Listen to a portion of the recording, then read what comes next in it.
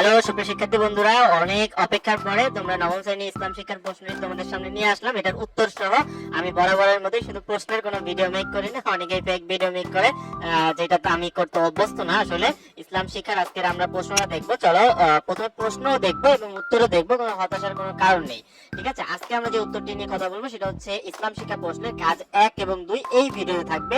পরবর্তী ভিডিওটি কিন্তু থাকবে হচ্ছে পরবর্তী কাজগুলো নিয়ে। ঠিক আছে, আশা করি এটা দুইটা পার্টের মধ্যে শেষ হয়ে যাবে। এটা হচ্ছে তোমাদের পার্ট 1।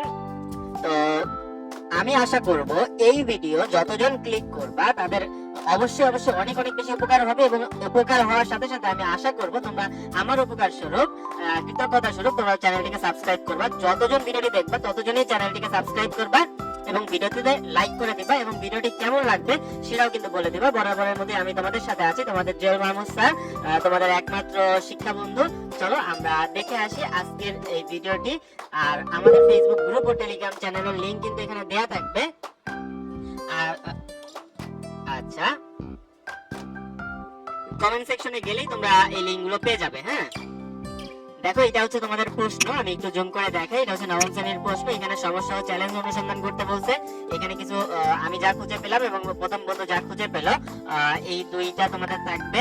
এখন চলো আমরা একটু দেখে আসি। এটা তো প্রশ্ন, হ্যাঁ, 1 নাম্বার কাজ। হ্যাঁ, তুমি যে এলাকায় বা অঞ্চলে বসবাস করো সেই এলাকার বিভিন্ন সমস্যা বা চ্যালেঞ্জ গুলোর তালিকা করতে হবে, এবং তোমার একজন সহপাঠীর কাছ থেকে জেনে নাও কি কি সমস্যা বা চ্যালেঞ্জ তুমি খুঁজে পেলো, সে খুঁজে পেলো সেটা। ঠিক আছে, তো চলো আমরা উত্তরের দিকে চলে যাই আর অপেক্ষা না করি।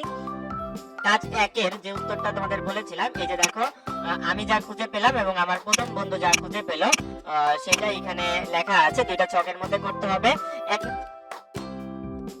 হ্যাঁ, দারিদ্র্য হচ্ছে একটা সমস্যা, সামাজিক সমস্যা যেহেতু খুঁজে পেতে বলেছে, তাই সামাজিক সমস্যার মধ্যে একটি সমস্যা হচ্ছে দারিদ্রতা।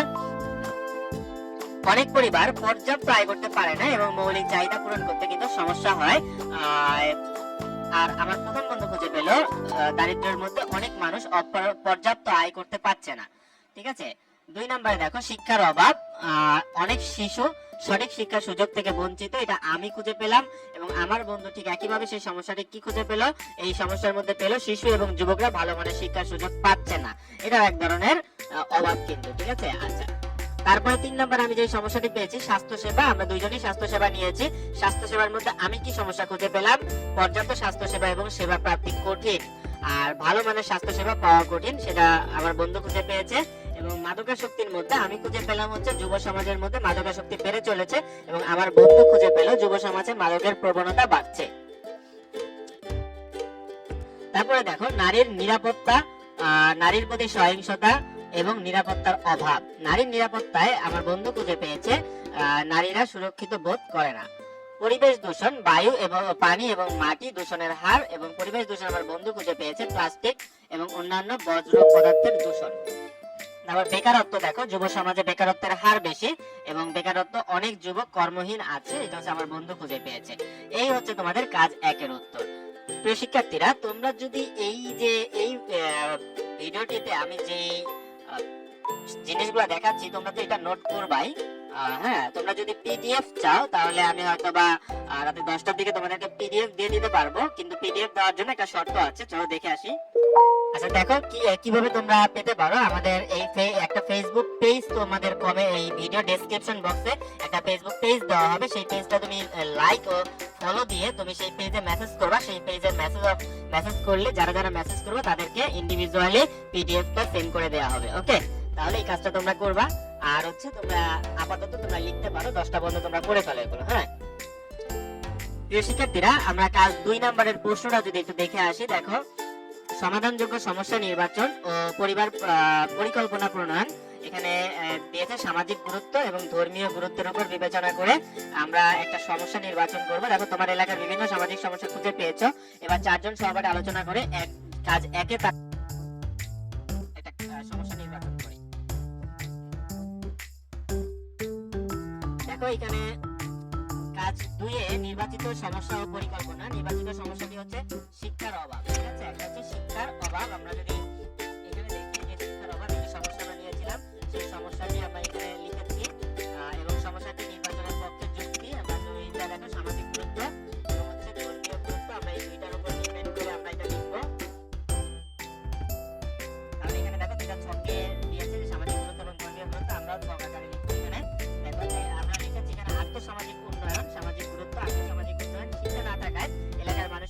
দারিদ্র, বেকারত্ব এবং অপরাধের হার বেড়ে যায়, শিক্ষা নিশ্চিত করা হলে তারা চাকরি ও ব্যবসার সুযোগ পাবে এবং আয় বৃদ্ধি পাবে। এবং জীবনের মান উন্নয়ন শিক্ষার অভাবে এলাকার মানুষের জীবনযাত্রার মান উন্নয়ন হয় না।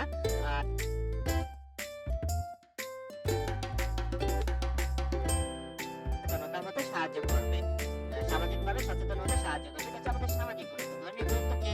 যদি শিক্ষার অভাব থাকে তাহলে এটা ধর্মীয় গুরুত্ব কি হতে পারে? শিক্ষার ধর্মীয় গুরুত্ব কি? ইসলামের শিক্ষা বাধ্যতামূলক। ইসলাম ধর্মের শিক্ষা অর্জনের গুরুত্ব অত্যধিক। হাদিসে এসেছে জ্ঞান অর্জন করতে মুসলমানের জন্য ফরজ। ইবনে মাজাহ 224 নম্বর হাদিস। তারপরে নৈতিক উন্নয়ন, এখানে ধর্মীয় শিক্ষা নৈতিক ও ধর্মীয় শিক্ষা প্রদান করে, যা শিক্ষা নৈতিক ও ধর্মীয় শিক্ষা প্রদান করে যা মানুষের ব্যক্তিগত এবং সামাজিক জীবনে ইতিবাচক পরিবর্তন আনে। দেখো এই হচ্ছে ছকের উত্তর। এবার যদি আমরা নিচের দিকে যাই, এরপর এখানে বেশ কিছু টপিক দিয়ে দিয়েছে, আমি টপিকগুলো পড়বো না, এই টপিকগুলোর আলোকে কিন্তু উত্তর রেডি করতে বলছে, আমরা সেই উত্তরটা দেখে আসবো।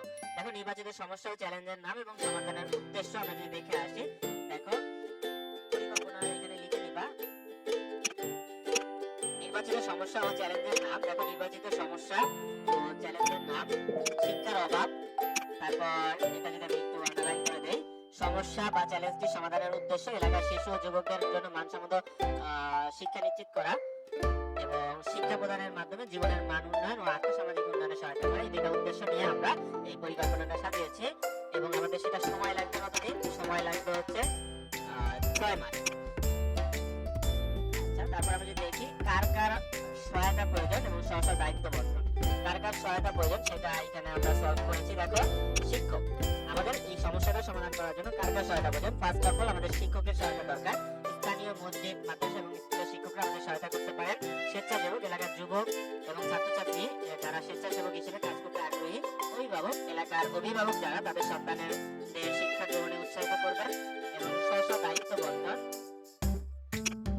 সমন্বয়ক, 1 বা 2 জন সহপাঠী যারা পুরো কার্যক্রমের সমন্বয় করবেন। শিক্ষক, যারা পাঠ্যক্রম এবং শিক্ষা উপকরণ তৈরি ও সরবরাহ করবেন।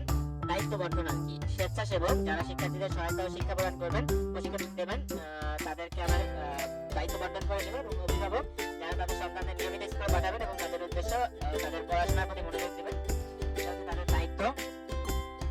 তারপরে আরেকটা এখানে অপশন দিয়েছে ইসলামের বিধিবিধান ও নির্দেশনা চর্চা বা প্রয়োগ। তোমরা যদি দেখো, এই যে দেখো লাস্টের আগেরটা, তো এটা যদি আমরা একটু দেখে আসি, শিক্ষার্থীদের ইসলামের মৌলিক শিক্ষা ও মূল্যবোধ সম্পর্কে শিক্ষা দেওয়া হবে এবং নৈতিক শিক্ষা এবং আচরণের উপর গুরুত্ব দেওয়া হবে। নৈতিক ও মানবিক দিক থেকে যদি আমরা এটা বিবেচনা করি, সেটা হবে নৈতিক ও মানবিক শিক্ষা প্রদান করে শিক্ষার্থীদের একজন শিক্ষা বলা হবে। শিক্ষার মাধ্যমে সমাজে সহমর্মিতা, সহযোগিতা এবং সহানুভূতি বৃদ্ধির প্রচেষ্টা করা হবে।